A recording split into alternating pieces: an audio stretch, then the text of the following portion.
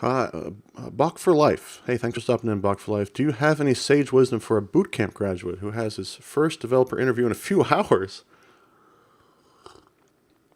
Oh my, a few hours. Let's see. What are you interviewing for? Bada bing, bada boom. Thank you for the follow, Bach for Life. And yeah, congratulations on the interview. Good luck to you. Wow, what a question. Yeah, I guess tell us some more about it, what you're interviewing for. Um,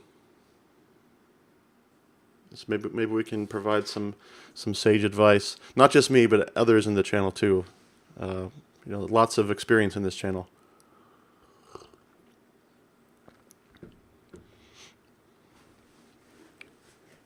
Man, jeez, interview.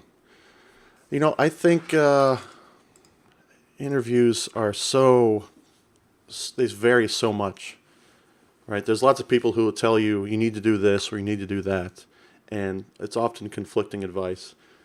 And because I think it really depends on who's interviewing you, because they have preferences, things they want to see. With a few hours to go, I don't know if there's much I can tell you that you can correct in a few hours. But Bing, bada boom. hey, MB Dealer, thanks for the follow.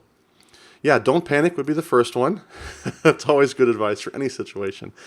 Front-end web developer, have a nice recommendation. My bootcamp instructor works there and moved me along the process.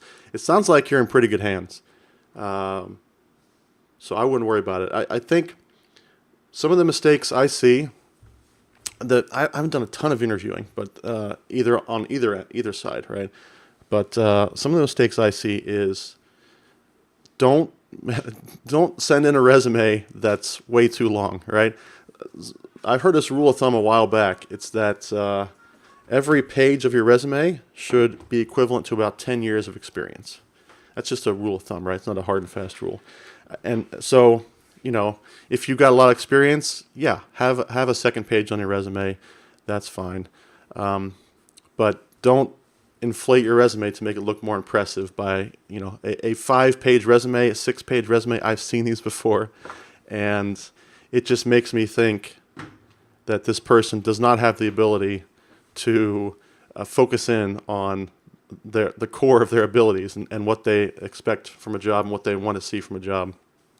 So avoid that, but that's probably too late. You've probably already submitted a resume. So the second thing I would say, the core has some advice. The interviewer should be well aware that you're fresh out of a boot camp. We'll be just looking to know that you've picked up the basics, ready to learn more in the job. Yeah, hopefully they are. Yes, this sounds like a company understands your position. They're trying to move you along. The next thing I was going to say is exactly what Calvin says right there. Admit what you don't know if a question goes there. Don't be afraid to say, I don't know the answer to that question. I don't have experience in that sort of thing. But don't just say, I don't know. And maybe try to turn that question around and turn it into something of a positive, right? I don't know. Let's see, you're doing front-end web developer. So if they ask you a question about Angular and you don't know because you've never used Angular, just say, I've never used Angular, but here's how I would solve it using React, or here's how I did something similar in my boot camp, something like that.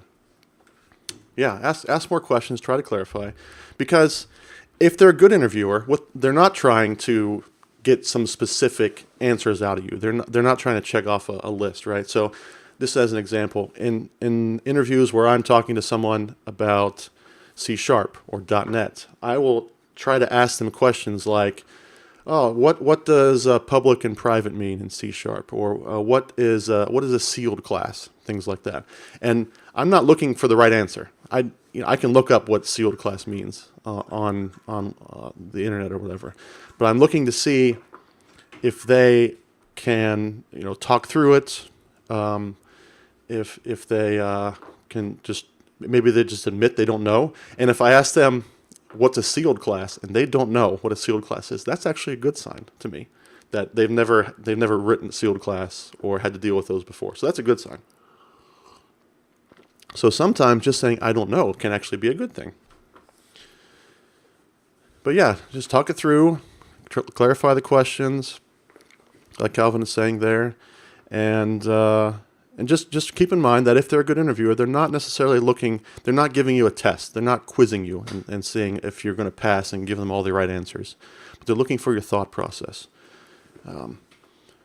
So, they're looking for how you would go about solving this issue if it came up in your job. Come back on Thursday stream. Let us know how it went. Yeah, please. That would be awesome. Bach for Life. I was streaming on Thursday at 1:30 p.m. Eastern U.S. time. So come back and tell us how